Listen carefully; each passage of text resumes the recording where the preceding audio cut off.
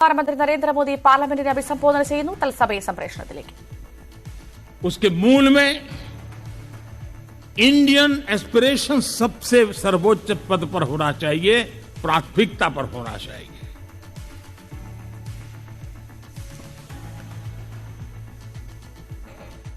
लेकिन मैं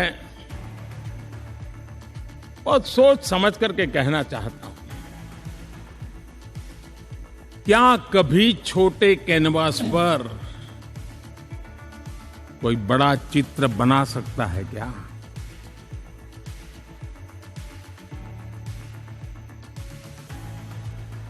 जैसे छोटे कैनवास पर बड़ा चित्र नहीं बन सकता, वैसे हम भी अगर हमारे सोचने के कैनवास को बड़ा नहीं कर सकते, तो भव्य भारत का चित्र भी हम नहीं अंकित कर सकते.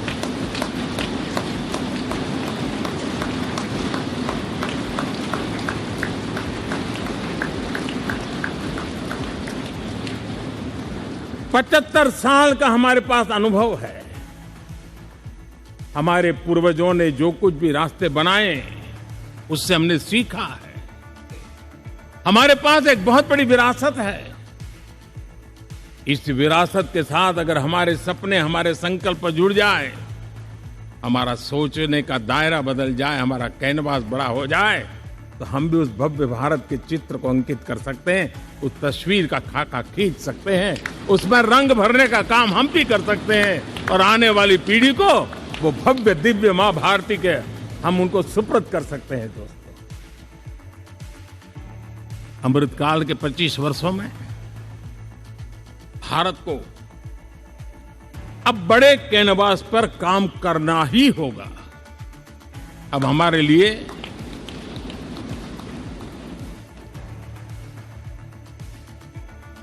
छोटी छोटी चीजों में उलझना वो वक्त चला गया है. हमें आत्मनिर्भर भारत बनाने के लक्ष्य को सबसे पहले परिपूर्ण करना चाहिए, और हमसे शुरुआत होती है. हर नागरिक से शुरुआत होती है. और आज दुनिया में भी एक समय ऐसा था कि लोग मुझे कहते थे, हमारे बड़े बड़े बुद्धिजीवी और अर्थशास्त्री लिखते थे कि मोदी आत्मनिर्भर की बात करता है तो मल्टीलेटरलिज्म के सामने चुनौती तो बन नहीं जाएगा, ग्लोबल इकोनॉमी के जमाने में ठीक तो नहीं होगा.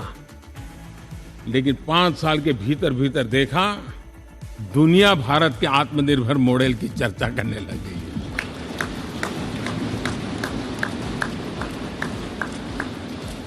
और कौन हिंदुस्तानी नहीं चाहेगा कि डिफेंस सेक्टर में आत्मनिर्भर हो, एनर्जी सेक्टर में हम आत्मनिर्भर हो, एडिबल ऑयल. क्या इस देश को आत्मनिर्भर नहीं होना चाहिए? कृषि प्रधान देश हम कहते हैं. खाने का तेल क्या अब देश बाहर से लाएगा? बहुत समय की मांग है कि हमें आत्मनिर्भर भारत को संकल्प को पूरा करना, ये हम सबका दायित्व है. उसमें दल आड़े नहीं आते हैं. सिर्फ दिल चाहिए, देश के लिए चाहिए.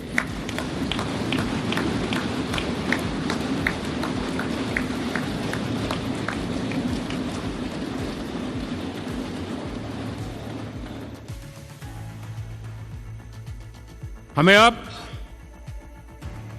मैन्युफैक्चरिंग सेक्टर में दुनिया में सर्वश्रेष्ठ बनने की दिशा में ही कदम रखने होंगे. और मैंने एक बार लाल किले से कहा था, जीरो डिफेक्ट जीरो इफेक्ट. हमारे प्रोडक्ट में कोई डिफेक्ट ना हो, हमारी प्रक्रिया में पर्यावरण पर कोई इफेक्ट ना हो, ऐसा जीरो डिफेक्ट जीरो इफेक्ट वाला हमें दुनिया के सामने मैन्युफैक्चरिंग क्षेत्र में जाना हो. हमारे डिजाइनर, हमारे यहां निर्माण हो रही डिजाइन्स, हमारे सॉफ्टवेयर, हमारे एग्रीकल्चर प्रोडक्ट्स, हमारे हस्तशिल्प, हर क्षेत्र में अब हमें वैश्विक मापदंडों को पार करने के इरादे से ही चलना चाहिए. तब जाकर के विश्व के अंदर हम अपना झंडा फहरा सकते हैं. मेरे गांव में मेरा सबसे अच्छा माल हो इतनी बात नहीं चलेगी, मेरे राज्य में मेरा सबसे अच्छा प्रोडक्ट नहीं चलेगा, मेरे देश में मेरा सबसे अच्छा प्रोडक्ट नहीं चलेगा, दुनिया में मेरा प्रोडक्ट सबसे अच्छा होगा, ये भाव हमें पैदा होगा।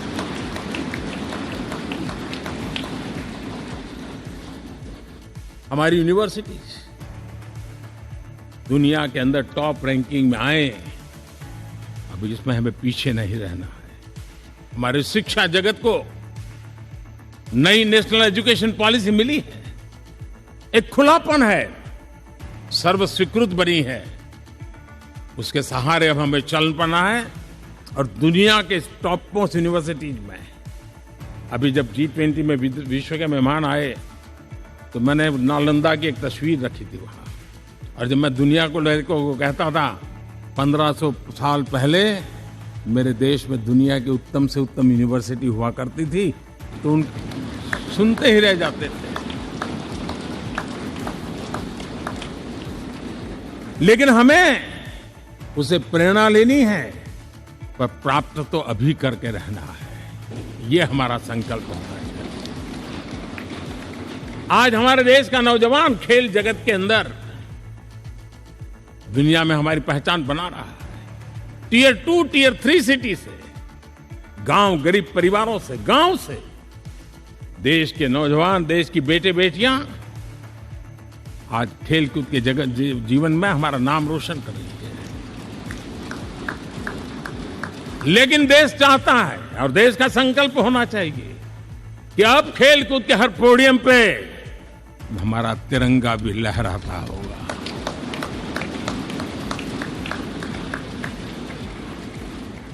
हमें अब पूरा हमारा दिमाग क्वालिटी पर फोकस करना ही होगा, ताकि हम विश्व की आशा अपेक्षाओं के अनुकूल और भारत के सामान्य मानव के जीवन में भी क्वालिटी ऑफ लाइफ के प्रति जो एस्पिरेशन बढ़ा है उसको हम एड्रेस कर पाए। और जैसे मैंने कहा कि हम भाग्यवान हैं कि हम उस समय काम कर रहे हैं जब समाज अपने आप एक एस्पिरेशनल सोसाइटी है। हमारा और भी एक भाग्य है कि हम उस समय हैं जब हिंदुस्तान युवा देश है। हम दुनिया में सबसे ज्यादा जन आबादी वाला तो देश बने ही हैं, लेकिन सबसे बड़ी आबादी, उसमें भी सबसे युवा, ये पहली बार हुआ है।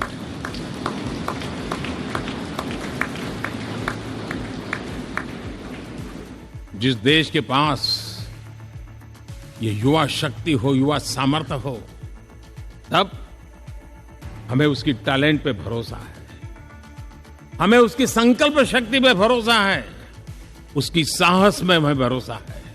और इसलिए हम चाहते हैं कि दुनिया में भारत का युवा अग्रिम पंक्ति में नजर आना चाहिए, वो स्थिति पैदा होनी चाहिए। आज पूरी दुनिया को स्किल मैन पावर की बहुत बड़ी जरूरत है,